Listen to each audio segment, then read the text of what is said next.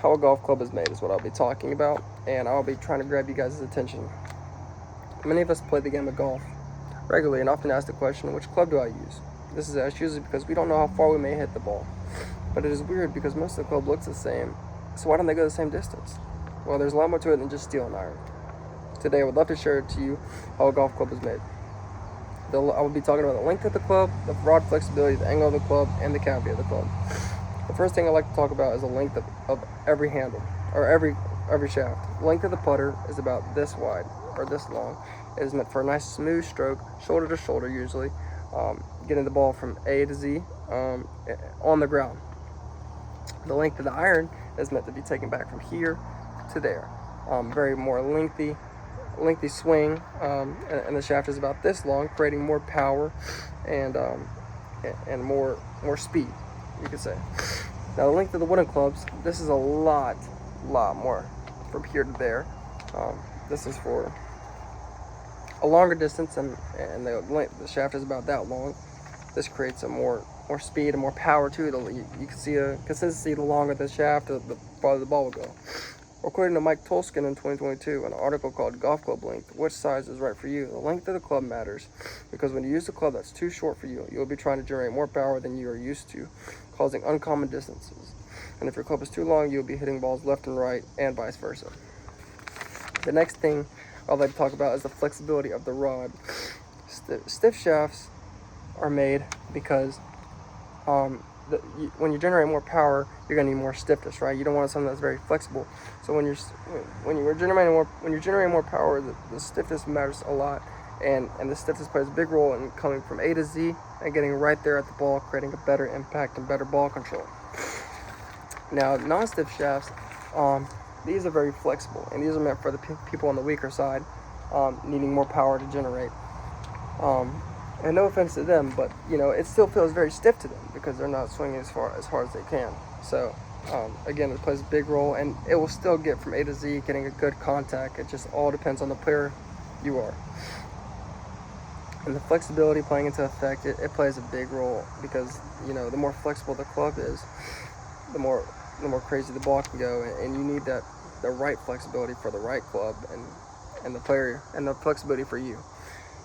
According to Jay Warburts and Daniel Stephenson in 2012, in an article called "The Influence of Golf Clubs Staff Stiffness on Club Head Kinematics at Ball Impact," there have been studies showing that the different rod stiffness that you have results in a change in the ball distance.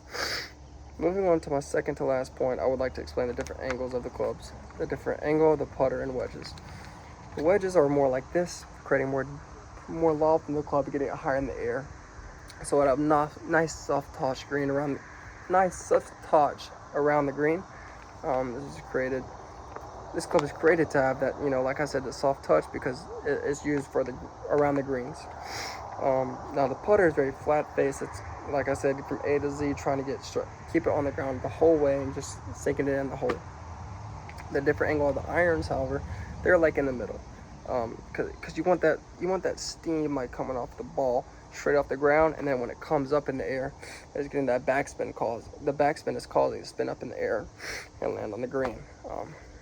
So it's a big role in golf. The different angle of the wooden clubs. Wooden clubs are about from here to there somewhere, and although it's very flat, you're swinging up on the club, so it's going to go higher in the air, and like the length of and when you're swinging this club, it's going to go a lot farther. Has a lot more distance to it because of the club face itself. Finally, I'd like to talk about the cavity of the club. The bigger the cavity is there for forgiveness. So when from right here, there's more space over here. There's more filling, you could say. So it's going to get the ball a lot more higher in the air. There's going to be a lot more forgiveness. So if you hit it bad or hit it good, there's still going to be that forgiveness regardless. However, the smaller cavity, which is the blade, is not there for forgiveness. It's there for very well-maintained players that have been disciplined in the game of golf and know what they're doing.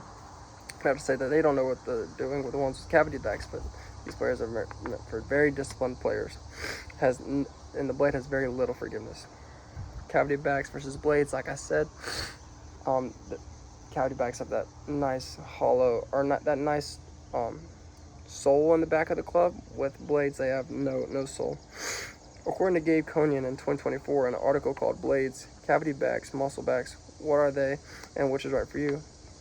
The cavity back clubs give you a less chance of bad hits because there is a hollowed out back. However, bladed clubs, which have less cavity and have a smaller club head, reduce the chances of you hitting a good shot.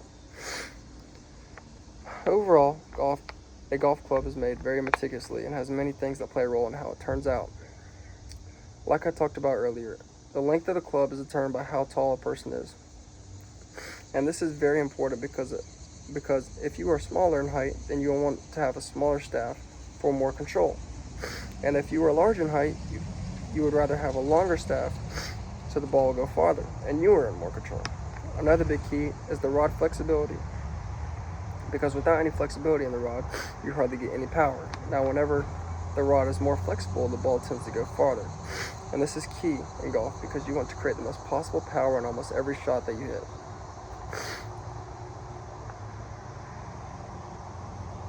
Especially off the tee box. Another thing that I previously stated is the angle of the club. The angle of the club face decides how far the ball will go up in the air, and the higher the club face, the higher the ball goes. This is key while hitting certain shots because in some cases, you may need to hit a higher shot, resulting in getting a more lofted club face. Lastly, the cavity of the club plays a big role as well because it makes a huge difference in how far the ball goes. When your club has more cavity, it creates more distance and forgiveness. This happens because there's more club surrounding the face. And when you have a bladed club, the ball goes, it doesn't go less, but it has less forgiveness. And thank you for listening to my speech.